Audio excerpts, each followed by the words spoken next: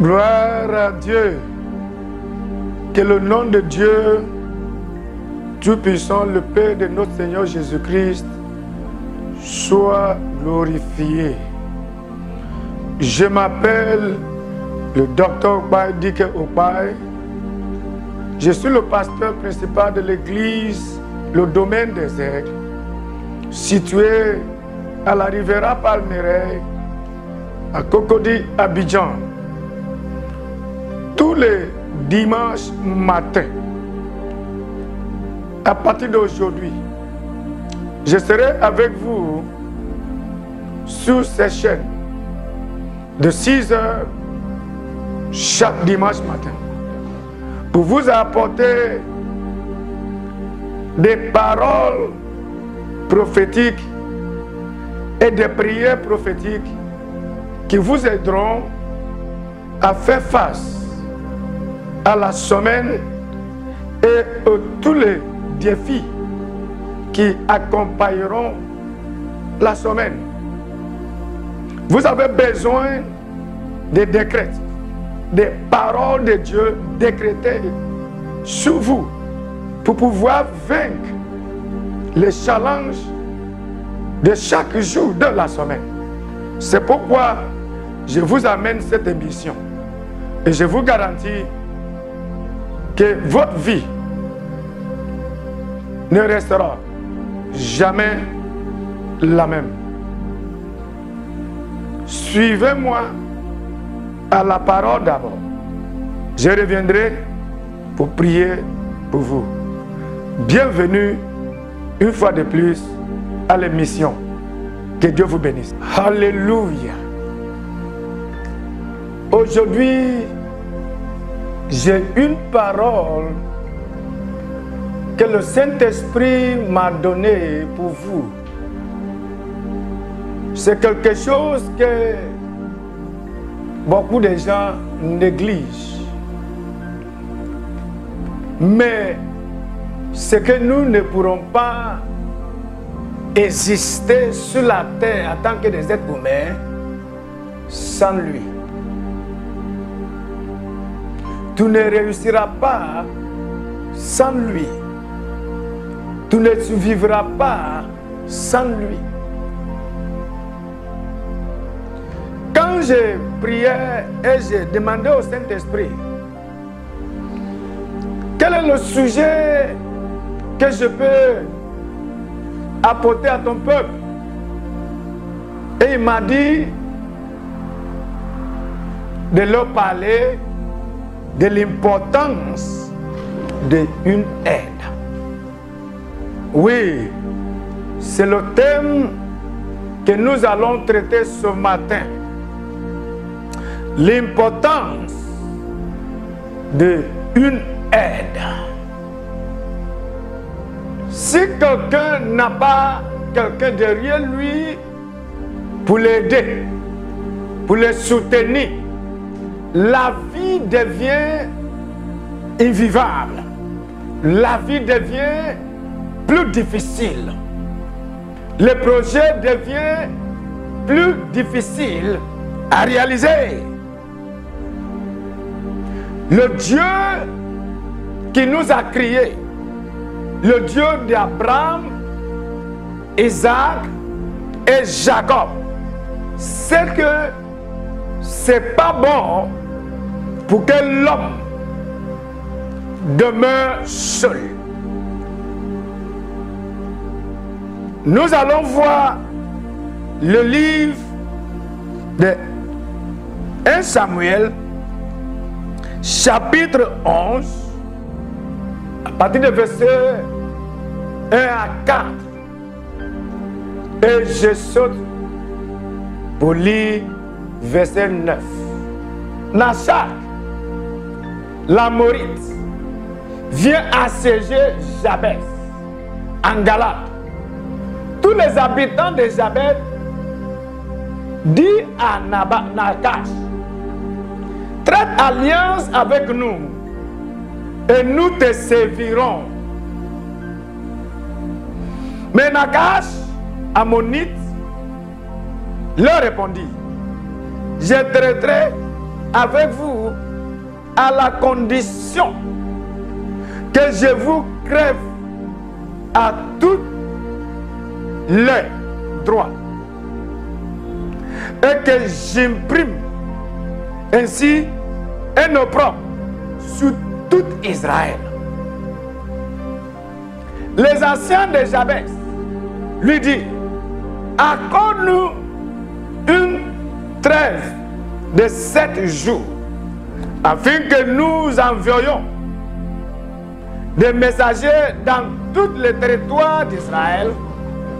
Et s'il n'y a personne qui nous secoue, nous nous rendrons à toi.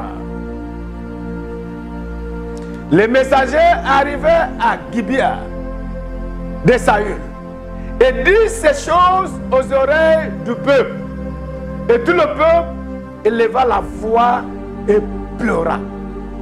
Nous allons voir verset 9 maintenant.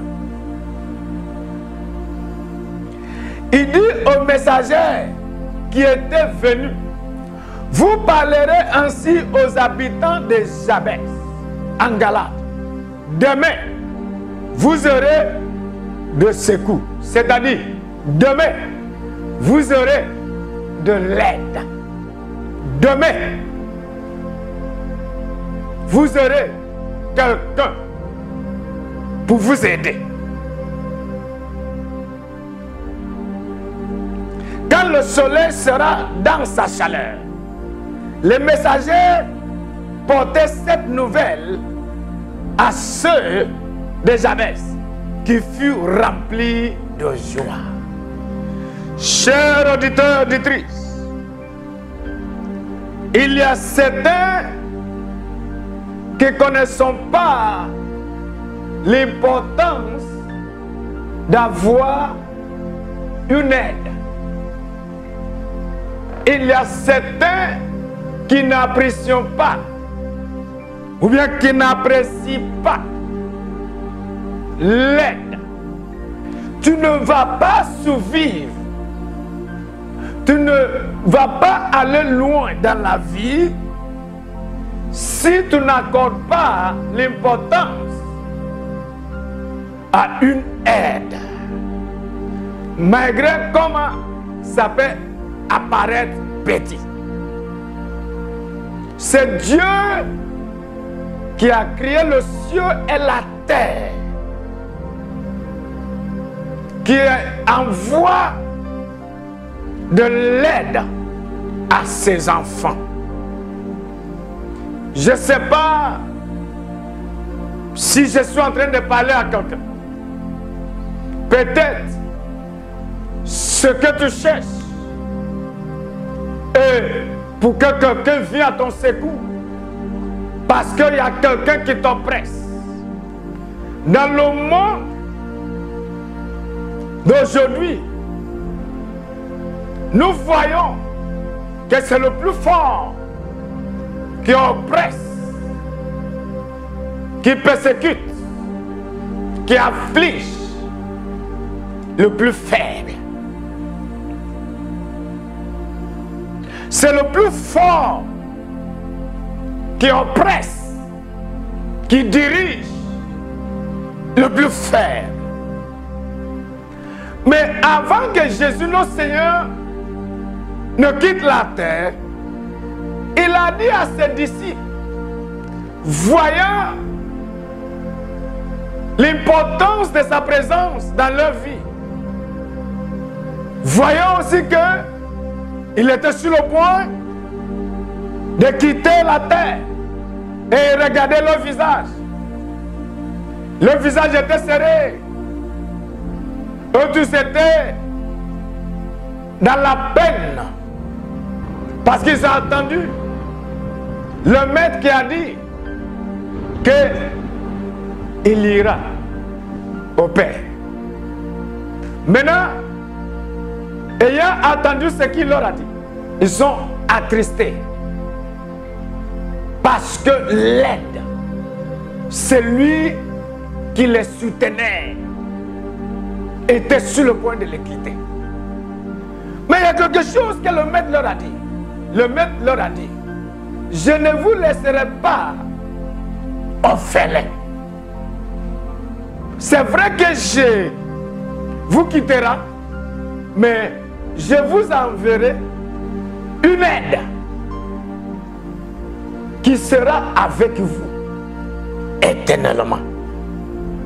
Malgré le niveau de tes richesses, malgré comment tu peux être fort, malgré le niveau de ton intelligence, tu as besoin de quelqu'un pour t'aider. Malgré la grandeur de ta vision, de tes rêves, de ce que tu cherches à accomplir, à réaliser, tu as besoin qu'on t'aide. Soit l'aide financière, l'aide spirituelle, l'aide matérielle. Tout le monde a besoin qu'on l'aide, qu'on les soutient. Ça, c'est l'histoire que la Bible nous a racontée, qui concerne le peuple Israël, qui était assiégé par l'ennemi. L'ennemi était plus fort qu'eux. L'ennemi était plus équipé qu'eux. L'ennemi était plus armé qu'eux. Il n'avait pas ce qu'il faut pour faire face à cet ennemi qui leur a assiégé, qui leur a pris en otage. L'ennemi leur a dit, pour que je puisse vous laisser tranquille, je dois creuser vos yeux. Ils ont crié, ils ont cherché le secours. Ils ont dit, donne-nous 7 jours pour qu'on puisse aller chercher s'il y aura quelqu'un qui peut accepter de venir à nos défenses. Si on n'en trouve pas, on viendra. On retournera vers vous et tu feras de nous de ce que tu veux. Chers frères et sœurs, nous sommes déjà dans la nouvelle semaine. Ma prière est pour que Dieu vous accorde de l'aide dans le nom de Jésus-Christ de Nazareth. Nous allons voir le livre de Jean, chapitre 5, à partir de verset 1 à 9. Après cela, il y eut une fête des Juifs et Jésus monta à Jérusalem. Or, à Jérusalem, près de la porte des brebis, il y a une piscine qui s'appelait en hébreu Bethesda et qui a 5 portiques. Sous ces portiques étaient couchés un grand nombre de malades, des aveugles, des boiteux, des paralytiques, qui attendaient le mouvement de l'eau. Quand un homme descendait de temps en temps dans la piscine et agitait l'eau, et celui qui y descendait, le premier, après que l'eau avait été agitée, était guéri, quelle que fût sa maladie. Là se trouvait un homme malade depuis 38 ans. Depuis 38 ans que cet homme était couché sur la même place, sur le même lieu. Malade. Ceux qui sont venus avec lui sont tous déjà reçu ce qu'il cherchait. Ceux qui ont commencé le projet avec lui, en parenthèse peut-être, si c'est affaire de projet, ils ont déjà achevé pour eux, mais pour lui, il est encore là, dans le même niveau, dans la même place. rien ne bouge. Rien ne change. Cet homme était malade, était couché là depuis 38 ans. Jésus l'ayant vu coucher et sachant qu'il était malade depuis longtemps, lui dit, veux-tu être guéri? Qu'est-ce qu'il a dit? Le malade lui répondit, Seigneur, je n'ai personne pour me jeter dans la piscine quand l'eau est agitée. Et pendant que j'y vais, un autre descend avant moi. Un autre descend avant moi. C'est parce que cet homme n'avait personne pour l'aider. C'est pourquoi il a duré dans cette situation précaire. C'est pourquoi il n'arrive pas à recevoir son miracle. Les autres qui ont commencé avec lui, ils sont tous partis parce qu'ils ont eu ce qu'ils cherchaient. Si tu n'as personne qui intercède pour toi, si tu n'as personne pour t'aider, c'est-à-dire la vie devient plus difficile. Ma prière pour toi est pour que ces projets, ces rêves, ces visions que vous cherchez à réaliser, ces projets que vous cherchez à accomplir, à réaliser, que l'Éternel vous accorde de l'aide, que l'Éternel vous envoie des soutiens, que l'Éternel vous aide à commencer et à achever ce que vous allez commencer en cette semaine. Je prie pour que l'Éternel étende ses mains envers vous pour vous aider à réaliser tous vos projets. Dans le nom de Jésus-Christ de Nazareth. Dans le nom de Jésus-Christ de Nazareth. J'ai un autre exemple à vous montrer. Nous allons voir le livre d'Exode, chapitre 2, à partir du verset 16, qui dit, le sacrificateur de Madian avait 7 filles et vient puiser de l'eau et elle remplit les eaux pour abreuver le troupeau de leur père. Les bergers arrivaient et les chassaient. Alors Moïse se leva, prit leur défense et fit boire leur troupeau. Quand elle fut de retour auprès de Raül, leur père, il dit, pourquoi revenez-vous si tôt aujourd'hui?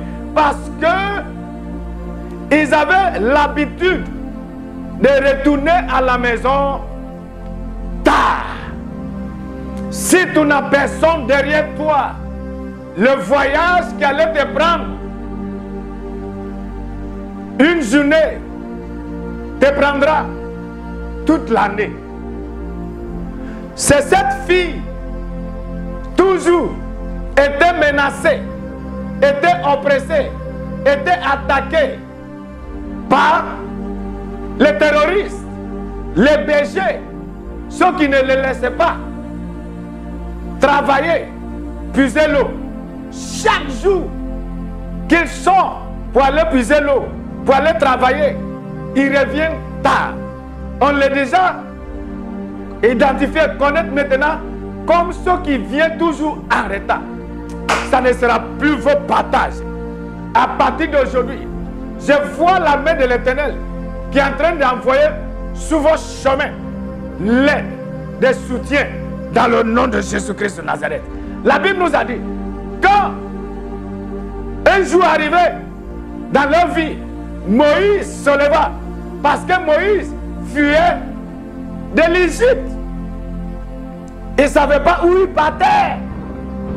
Mais il est venu comme ça pour tomber dans ce scène.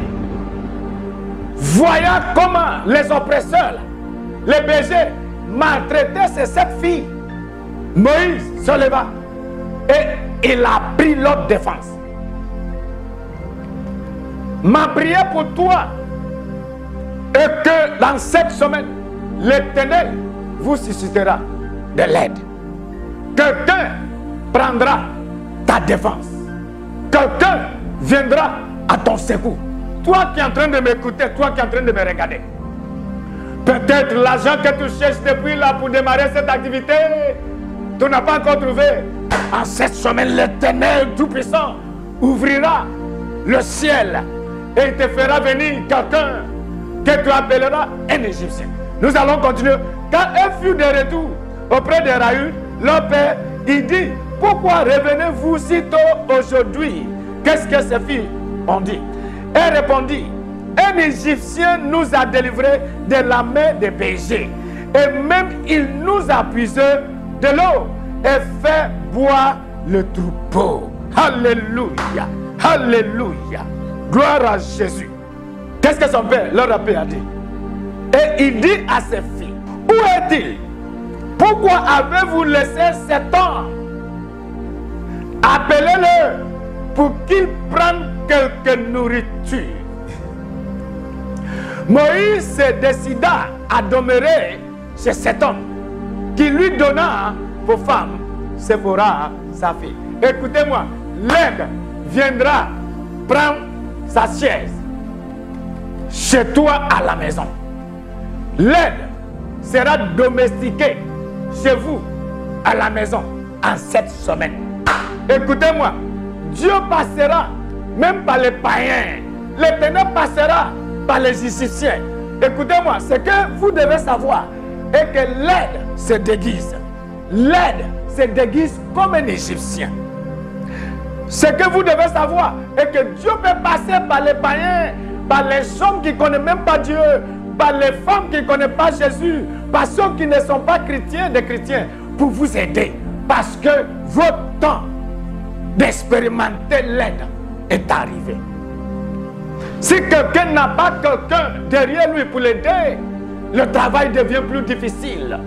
La réalisation des rêves, des visions devient plus difficile. La réalisation des projets devient plus difficile. Mais quand vous tournez à vos gauches et à vos droites et devant, derrière, vous êtes entouré par l'aide, la réalisation de vos rêves, l'accomplissement de vos projets devient possible.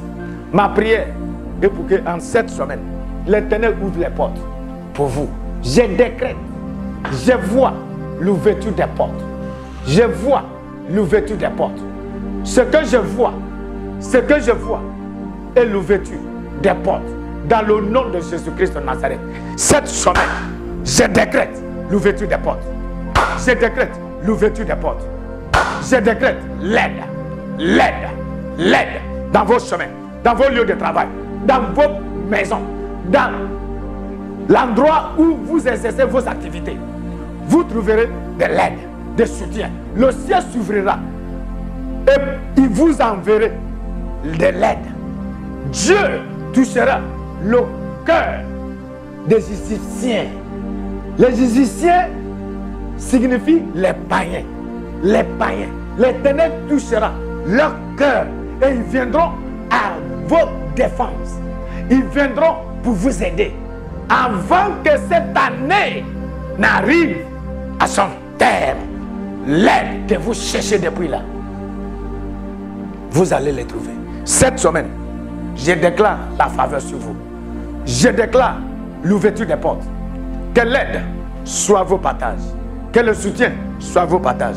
Dans le nom du Père, du Fils et du Saint-Esprit. Au nom de Jésus. Amen. Gloire à Jésus. Quelle parole. Quel enseignement.